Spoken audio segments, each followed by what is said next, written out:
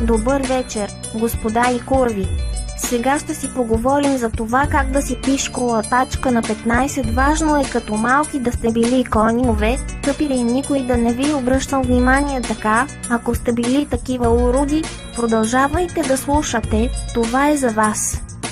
След това намерете валяк, купете си една кофа фондютен, след което го излейте на лицето си, след това го разнесете с валяка, после си бръкнете в носа, за да се почувствате като тъпилите, които сте. Така, за да покажете, че сте още по-големите мероти, вземете всички налични чорапи, парцали и тоалетна хартия, може и използвана, и си ги напъхайте в сутиена. След това си бръкнете в газа, за да си лакирате пръстите. Много е модерно. Сега, като приключихме с външния ви вид, е време да започнем с поведението и маниерите ви. Нека започнем с походката. За да покажете, че сте елитна курва, пишко-близачка и топко-гълтачка, трябва да вървите като магаре в пряспа. Т.е. да правите огромни крачки, сякаш е затънали до колени в кал и киша, за да може бузите на целулитния видирник или секси дупел, както вие го наричате, да се търкат една в друга, привличайки погледите на разни чекиджи и педероги.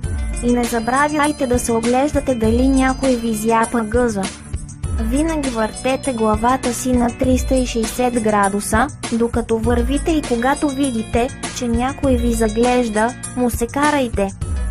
Нека продължим с маниерите ви. Когато някой ви хване за кокалестия гъз, хубаво се отъркайте в него, хванете го за чепа.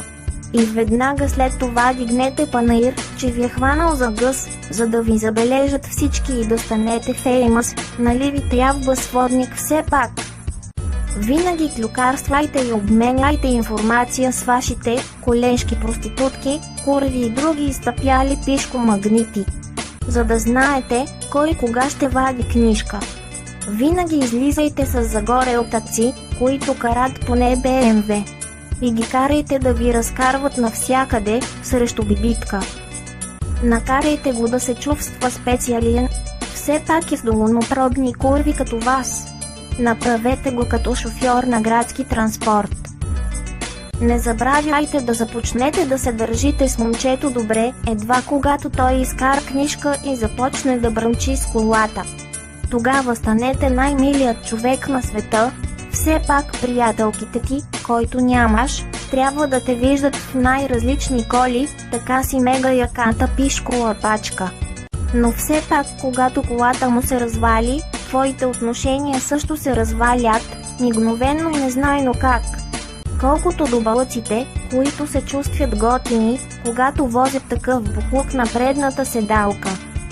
Нека да продължават да джиткат по улиците, докато хората са къл им се смеят. Да го духате, саполи прости, недобялани, от Бога наказани, с пишки рязани. Ако клипчето ви е харесало, дайте палец нагоре и го споделете с ваши приятели. Очаквайте още клипове, благодарим за вниманието.